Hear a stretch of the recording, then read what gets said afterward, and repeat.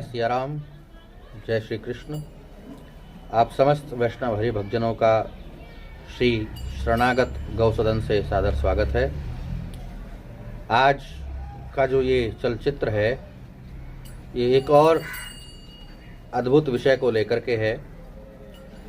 एक कथावाचक जो बड़े बड़े अपने नाम के साथ लगाए हुए हैं पद, महामंडलेश्वर, यज्ञपीठाधीश्वर और न जाने क्या क्या उपाधियाँ। पहले वो महाराष्ट्र में थे, अब वृंदावन में आ गए हैं और इंद्रदेव उनका नाम है। एक विवादित बात उन्होंने कही है जो किसी भी धर्म शास्त्र के अनुकूल नहीं है, सनातन परंपरा के अनुकूल नहीं है। हमारी तो समझ में ये नहीं आता कि धन संपत्ति आने पर, पद प्रतिष्ठा आने पर, वैभव आने पर जितने ये कथावाचक हैं, ऊंची व्यासपीठों पर जो बैठ रहे हैं, अपने को महामंडलेश्वर, पीठाधीश्वर और श्री श्री 108, 1008 और तमाम उपाधियों से सुशोभित हैं, इनकी बुद्धि भ्रष्ट क्यों हो जाती है? जब तक विख्यात नहीं होते, प्रख्यात नहीं होते, तब तक ठीक रहता है और प्रसिद्धि आते ही बुद्धि को जंग लग जाता है। आप देखिए ये क्या कह रहे हैं, फिर हम बात करते हैं। एक बात है, हड्डी के अंदर विशेष कैल्शियम होता है और अग्नि के बाद भी जो हड्डी नहीं जलती है, अगर उस हड्डी को पीस करके आदमी शहद में चाटता है तो उसमें कैल्शियम भर भर के बॉडी में ताकत आ जाती है, हड्डियों से कैल्शियम पैदा होता है। तो आप ऐसा कर सकते हैं? उसका हड्डी का जो विज्ञान है वो मैं बता रहा हूं। मनुष्य की हड्डी में, ऊंट की हड्डी में, इन सबकी हड्डी में बड़ा कैल्शियम होता है। शुद्ध करके जला लो, साफ सुथरा हो जाए, पत्थर पे घस घस के रोज पाउडर बनाओ और शहद में चाटो। जो कैल्शियम 4 महीने में आएगा वो 15 दिन में आ जाता है शरीर में।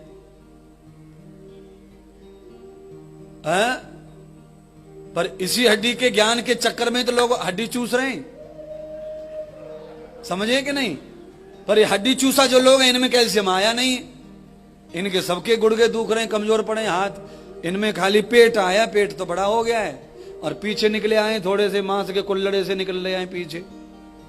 कछु आगे हिल रहा है, कछु पीछे हिल रहा है, पर कैल्शियम वेल्शियम कुछ नहीं है। क्योंकि कैल्शियम हड्डी में तभी आता है जब वो अग्नि के संपर्क में जाकर के संपूर्ण शुद्धि को प्राप्त हो जाती। भगवान श्री जी जहां रहते हैं वहां जाने में किसी को संकोच नहीं करना चाहिए। बाथरूम जाएंगे 10 बार नहाएंगे नहीं, और शमशान गए तो नहाएंगे घर पे आके। इतने मूर्खानंद हो गए। बोलो अच्छा, बोलो किसी को दस्त लग जाते हैं, वो उतनी बार नहाता है क्या जितनी बार करता है? 20 बार दस्त गया, कौन नहाया बताओ? बार बार बाथरूम जा रहा है, कौन नहा रहा है? और शमशान जो सबसे पवित्र जगह है, वहां गए तो नहाए बगैर रहते। कुछ कुछ सेठानियां तो दरवाजे पे खड़ी रहती है, देखो वहीं रुको, पीछे वाले दरवाजे से पानी छोरा वहां दे देगा, वहां नहा लियो, धो लियो और कपड़ा बदल लियो, तब आओ। जहां पर भगवान वैद्यनाथ रहते वहां तो अपवित्र हो गए, और जहां पे सब मरते हैं बंगले में, उसमें सब लोग अपने आप को पवित्र मानते हैं। शमशान कहाँ है? हाँ, मौत आई है, वो तो बंगला है। जहां मौत को जगह मिली है वो शमशान है। और शमशान क्यों अच्छा है? क्योंकि वहां पर हर आदमी की शान बराबर है, गरीब जाओ अमीर जाओ सबकी शान बराबर है, इसलिए शमशान। इस चलचित्र में ये आपने सुना, ये कह रहे हैं कि शमशान से पवित्र कोई जगह नहीं है, महादेव का निवास है। वहाँ जाना है तो नहाना क्यों? कोई आदमी का पेट खराब हो जाए तो शौच जाने पर वो 20 बार जाएगा तो 20 बार नहीं नहाएगा। तो ये सामान्य बात भी इनकी बुद्धि में नहीं उतरती कि भैया शास्त्रों ने हर विषय पर कहा है, आपत्ति काले मर्यादा नास्ति। शरीर अस्वस्थ है, रोगी है, उस विषय का धर्म, उस समय का धर्म, उस समय के लिए नियम कुछ और है, और जब सब कुछ ठीक है, सामान्य है, उस समय के लिए नियम कुछ और है। रोगी को, गर्भवती महिला को, बालक को, वृद्ध को शास्त्रों ने छूट भी दी है। वो छूट के पात्र हैं, वो दया के पात्र हैं। और रही बात जहां तक शमशान की, तो हे पीठाधीश्वर महाराज, इंद्रदेव जी, इंद्रदेव, आप इंद्रदेव, इंद्रदेवेश्वर अनंत सरस्वती जी, श्री श्री गजराठ जी, मृत्यु का जो ग्रंथ है, जिसमें मृत्यु काल में पातक के जो समस्त नियम हैं, जो स्वयं भगवान श्रीमन नारायण ने श्री गरुड़ जी को सुनाए हैं, और जो बड़ा विख्यात है श्री गरुड़ पुराण के नाम से, अधिक नहीं तो कम से कम उसका प्रेत कल्प ही पढ़ लिया होता आपने। क्या भगवान श्रीमन नारायण गरुड़ जी को झूठा उपदेश कर रहे हैं? आप भगवान श्रीमन नारायण से बड़े ज्ञानी हैं। उस प्रेत कल्प में भगवान श्रीमन नारायण ने स्पष्ट कहा है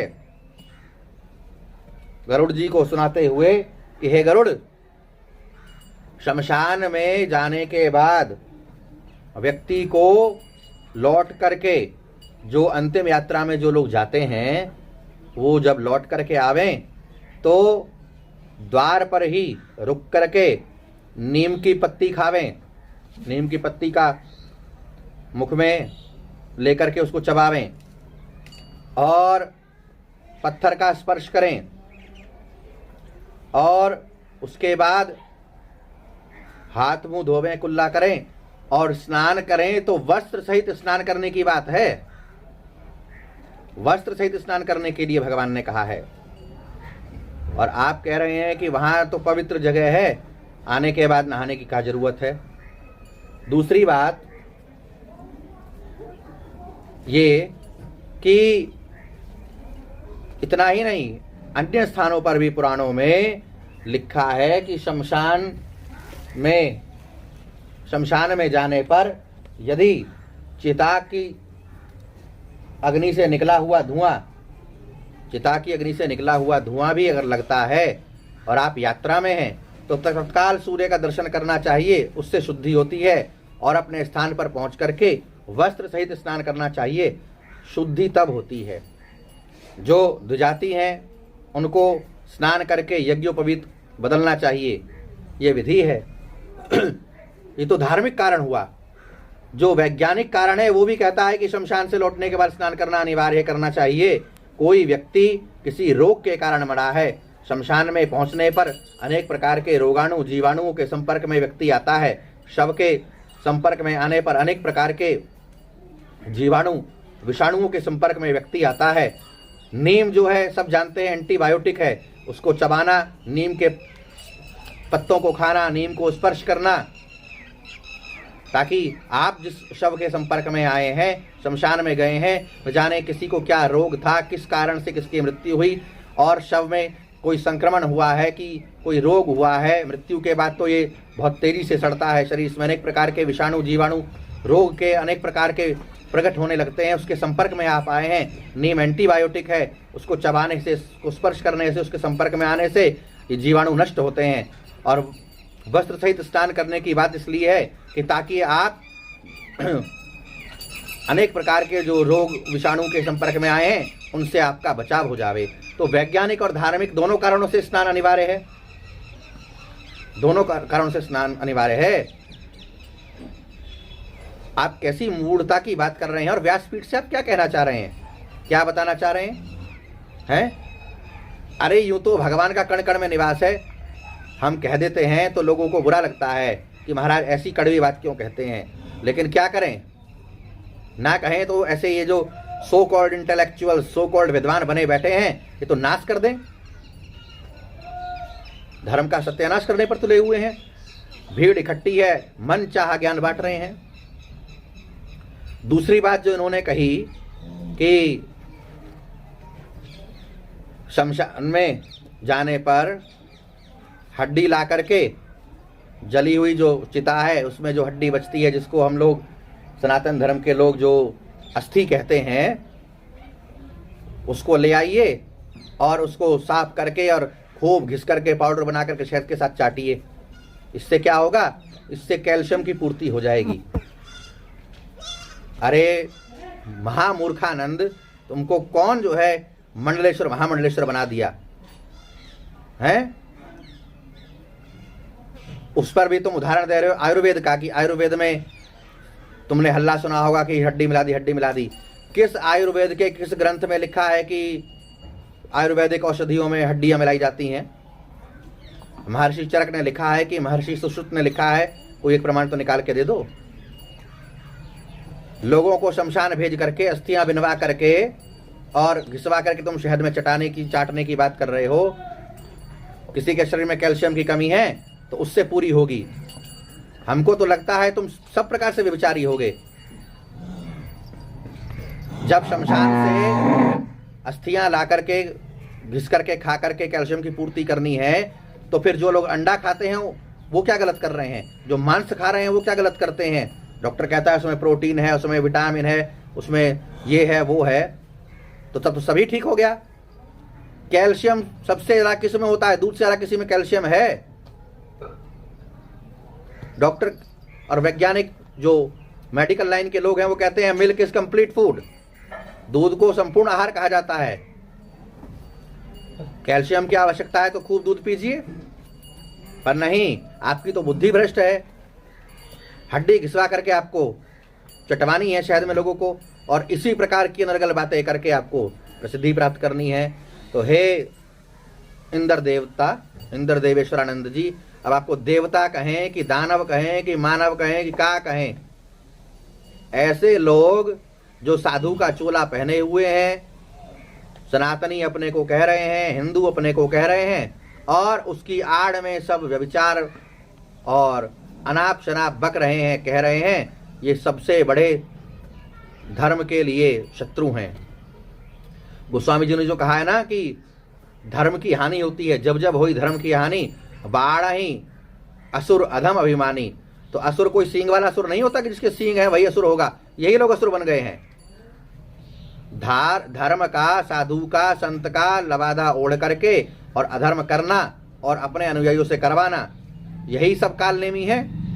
इससे ऐसे लोग जब पापाचार अनाचार कर रहे हैं, तिलक लगा करके, बाल बढ़ा करके, लाल पीला सफेद कपड़ा पहन करके, कथावाचक बन करके, धर्माचार्य महामंडलेश्वर आदि बन करके, जब यही लोग अनाचार कर रहे हैं, अनाचार फैला रहे हैं, धर्म विरुद्ध शास्त्र विरुद्ध बातें कर रहे हैं, उनका प्रचार कर रहे हैं, तो और क्या बचा? यही असुर हुए। तो हमारा ये कहना है कि इस प्रकार के लोगों से, सनातन धर्म को मानने वाले लोगों को बचना चाहिए। ऐसे लोगों की कथा नहीं सुनिए, ऐसे लोगों से कथा नहीं कराइए, और ऐसे लोगों का तुरंत परित्याग कर देना चाहिए। धर्म के, शास्त्र के विरुद्ध जो बात करे, शास्त्र को जो न माने, उसकी बात को सुनना, कहना, उसका अनुमोदन करना आपके भी पतन का कारण बनेगा। और यदि इंद्रदेव जी तक ये चलचित्र पहुँचे तो हमारा उनसे प्रश्न है कि ये आपने जो अपनी कलाकारी दिखाई है, ये भांडपना जो दिखाया है, जो आप दिखाते हैं बीच बीच में अनर्गल प्रलाप करके, इसके लिए समस्त सनातन धर्मियों से, हिंदुओं से क्षमा मांगिए, और नहीं तो आप तो नाएंगे ही जाएंगे। लोभी गुरु और कपटी चेला होए नरक में ठेलम ठेला। चेलाओं को, भीड़ को खुश करने के लिए मनमानी बात कह करके और मनमाने व्याख्यान दे करके जो आप कर रहे हैं, आप तो जाएंगे ही जाएंगे, नरकगामी होंगे ही होंगे, साथ में आपके अनुयायी भी जाएंगे। तो भैया, इस प्रकार की अनर्गल बातों को त्याग देना चाहिए। और समस्त श्रोतागणों से हमारा निवेदन है कि आप को, प्रत्येक हिंदू को कुछ पुराण अवश्य पढ़ने चाहिए। गरुड़ पुराण अवश्य पढ़िए, आप जीते जी पढ़िए। इस भ्रांति को मन से निकाल दीजिए कि किसी के मृत्यु हो जाने पर आप गरुड़ पुराण सुनेंगे, कोई नहीं सुनता उस समय में, किसी को फुर्सत नहीं है। गीता प्रेस से लाइए, गरुड़ पुराण एक बार पढ़िए, तो जितना पातक काल का नियम है, शासन है, जो कुछ उस समय में कर्तव्य है, उसका आपको ज्ञान हो जाएगा। स्कंद पुराण अवश्य पढ़िए, क्या कर्तव्य है धर्म को मानने वाले लोगों का, आपको इसका ज्ञान हो जाएगा। तो ये स्कंद पुराण और गरुड़ पुराण, और तीसरा है श्री महाभारत जी, 7 खंडों में गीता प्रेस से प्रकाशित है। धीरे धीरे करके वर्ष में, 2 वर्ष में आप इसका अध्ययन करिए, और इसका अध्ययन करके अपने जीवन के परम लाभ को पाइए। और इस प्रकार के जो कालनेमी जो साधु संतों का लबादा ओढ़ करके और अनर्गल पलाप करके भोले भाले लोगों को, जनता को मूर्ख बना करके ऊट पटांग बातें धर्म के नाम पर सिखा रहे हैं, उनसे बचिए। जय सिया राम, जय श्री कृष्ण।